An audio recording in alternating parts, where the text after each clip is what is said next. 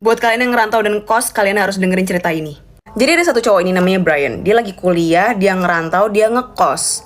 Nah, tapi beberapa bulan setelah dia ngekos, dia ngerasa banyak hal yang aneh yang terjadi di kosannya dia. Contohnya, kayak misalnya waktu dia lagi pergi ngampus, dia inget nih, dia ninggalin kosannya, kayak kordennya tuh ketutup. Tapi pas balik kok kordennya kebuka. Terus gak cuma itu aja, banyak banget furniturnya Brian yang tiba-tiba kayak pindah-pindah sendiri. Dan itu terjadi kayak selama berminggu-minggu sampai Brian akhirnya kayak ngerasa ini aneh banget. Dan dia cerita nih sama bestie-bestinya yang namanya Trisha dan Alex. Awalnya si Brian ini mikirkan apa gue lapor pihak yang berwajib aja ya. Cuma si Alex nih bilang, lo mau lapor pihak yang berwajib? Terus ngomongnya gimana? Dan gak mungkin juga pihak yang berwajib tuh bakalan kayak jagain rumah lo 24/7. Gak mungkin. Sampailah akhirnya si Trisha ini punya ide, gimana kalau lo pasang video kamera aja. Jadi pas lo balik dari kampus, lo bisa lihat tuh apa yang terjadi di dalam kosan lo itu.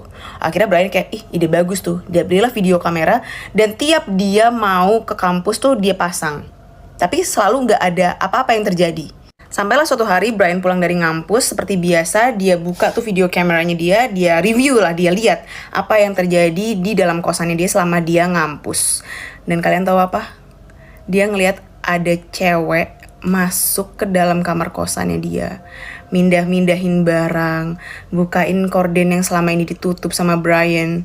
Brian juga ngelihat si cewek itu masuk ke dalam lemari, dan gak lama kemudian Brian ngelihat kalau rekaman dirinya sendiri baru pulang dari kampus. Brian seneng nih, dia nemu barbuk untuk nangkep basah siapa si pelakunya ini.